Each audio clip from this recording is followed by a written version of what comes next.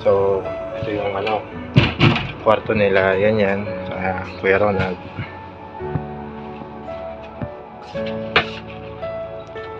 Uy. Kanina ka pa?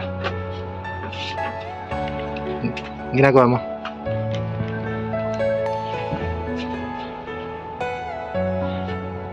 Guys, ito yung kwarto nila Kuya. So, yan. Banda yan, nakaloop sila. Kaya pala maluwag na sila ngayon.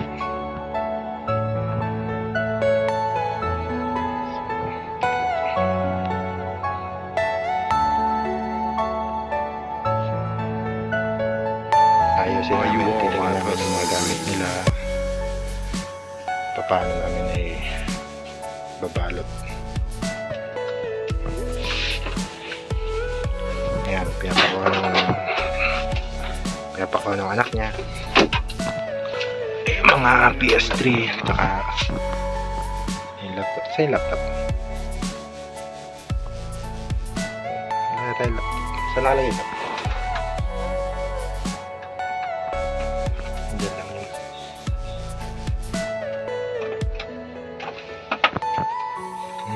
Yun pala. Teka lang.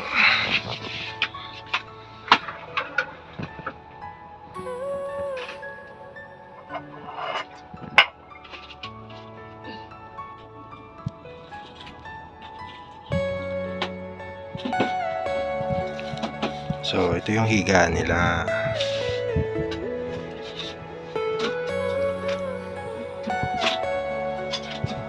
Yan, ako po. Baka mahulog ako. Yan, higa nila.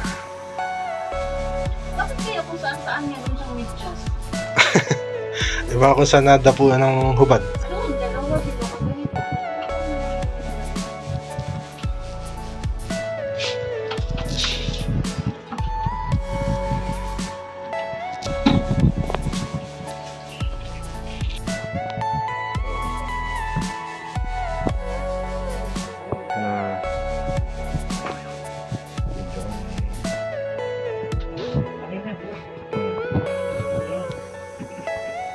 Kasi inaayos na yung mga damit. Ayan yan.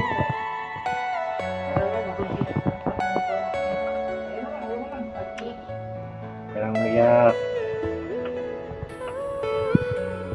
Mas naliwa. Ito yung... Ano?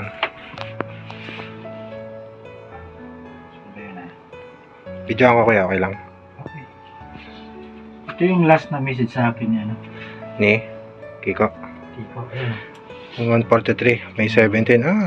Anong... I-play ko, ha? Siya ba yan? Hindi. Nakuha niya lang sa TikTok, pinasa niya sa akin. Walang ulo! Takina nyo! Walang ulo! Ano?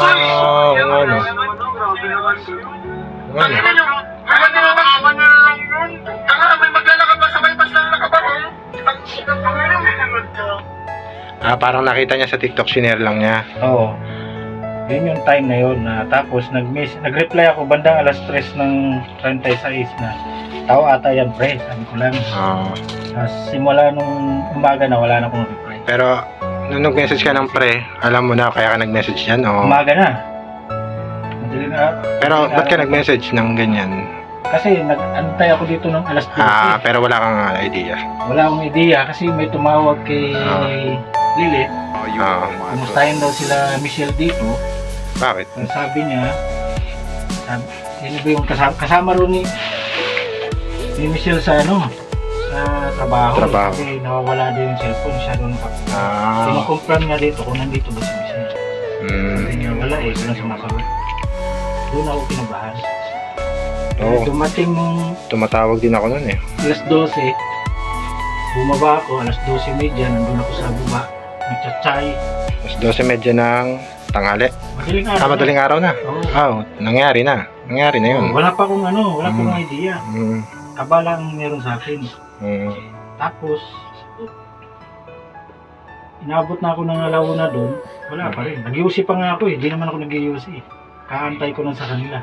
Tinignan ko yung Harley ni Kiko dyan, wala. Sa kabilang parkingan, wala rin. Yung bike o yung scooter. Tapos bumalik na ako dito, patay ng ilaw. Sarado na ulit ito. Tulog ka na. Tulog ako. Ang tulog ko, gising-gising ako. Alauna, alas 2, alas 3, alas 4, alas 5. Mm. Hindi na ako na gano'n. Hindi na nga ako naligo kasi yung tulog ko. Puyat ako. Mm. Tapos minessage ko na sila sa messenger ng number nila ito. Pag talaga nag-message ako sa kanila. Yung text na yan eh. Oo. Text na Ay, yan. sana anong nangyari? Tahimik room nyo kagabi pa at ngayon, umaga. Oo. Emergency ba sa inyo? Dalawa? Oo. Sana nasa mabuti kayong kalagayan. Ingat lagi. Pray tayo lagi para safe lagi tayo. Yung message ko pala hindi na umabot. Alas 6 na yan eh. Oo. Oo. Pati si Mix, ganun din ang mensahe ko. Kaya yan kay Michelle. I hope na sa mabuti kayong kalagayan. Ingat lagi. Pray Pero tayo. wala ka pang alam yan. Ano ka lang yan. Parang Duda pa lang. Kakabaka lang. Mm. Kasi nga, wala man lang response. Wala silang response. Saka sabi ko kasi may pasok pa yun sila sa kinabukasan. Kami rin eh. Kinabukasan na lang din namin nalaman. Ang sarap ng tulog namin magdamag. Nanonood kami. Wala kaming kakaibang ano. Tapos nakabalita lang ako dun sa site na. Sabi ko, nakwento na ako dun sa kasama ko mismo. Kinabukasan na yun. Bandang alas 9 na. Sabi ko yung Ah. karumit ko, hindi na umuwi ng gabi. Mm. Tanong mo si Salim, may nadaanan daw sila na aksidente ron sa Ayun, na kami nakakita. sa cornice. Oo. May 3 daw silang nakitang binabalot to na pati. 3. Pinuntahan ko yung supervisor namin, yes. Sabi niya mayroon natin. Pero di niya alam kung ano yung sino yun. Oo. Sabi ko, anong nakabangga o anong binangga? Sabi niya yung big bike daw, big bike. Scooter. Alas daw. Oo. So, sana hindi yung iniisip ko. Nag-message na ako kay Lilith, alamin mo ng maigi ko ano. Sabi nga, yun nga, totoo. Wala na sila. Sabi ko, hindi totoo yan. Ako nga, lumutang din ako halos. Hindi Hindi nga kami makayungan. Ito nga, tinawagan ko lang din. Sa akin, nalaman ko lang din sa katrabaho. Siya nga, nagtatrabaho pa eh. Walang kaalam-alam eh. Ang ganda pa ng banding namin dito, usapan namin, kwentuhan namin na sama-sama kayong magbabakasyon next year pagka maganda na uli ang trabaho niyo. Ang tagal nyo na magkakasama eh. Kahit doon sa mga kabilang ano, pag lumipat ang isa, lilipat din. Sarap na ng banding. Biglaan kasi natin. Kaya,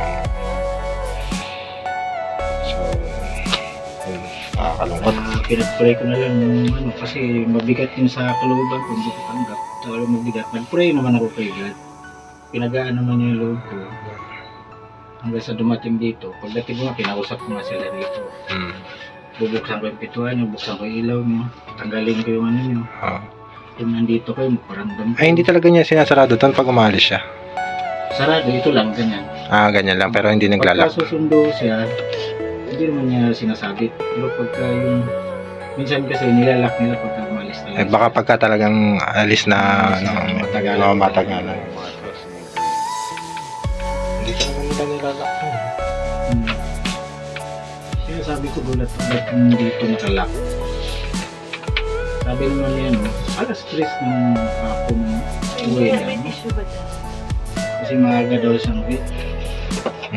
Ang pasok niya, maagang pasok niya, uwi niya. Hapon. Sabi ko, nagkasundo pala si Tito. May part-time pa yata siya nung hapon daw yata. Sa hapon. Kiko, may Sabi niya, oo. duty pa yata daw yun eh. Papasok pa daw siya. Yung tutog ko, yun na. Magkakasama naman kami nung Sabado. Nagkita, bumabasa yata sila dito, ano, nagchatchay sila sa baba eh. Parang, Sabado, tapos nagkita kami dyan sa stoplight lang. Tumambay kami 4, nakaupo kami dyan nung Sabado. Kwento mo na, yun na pala yung huling kita-kita. Nagayaya pa nga siguro Ronald doon sa may fountain. Doon daw kami tumambay at sarap daw may fountain. Oo, sabi na, tinamad na. Hindi pa namin napagbigyan. Sabi, dito na. Tatawid na naman. Nakatawid na, tatawid na naman. Nakakagulat nga. pag-pray na lang natin. Yan, ang plano namin ngayon, ipabox talaga namin kung ano yung kasya. Kung ano yung may ibabox namin. Papalipad namin. Kung kakasya ng jumbo,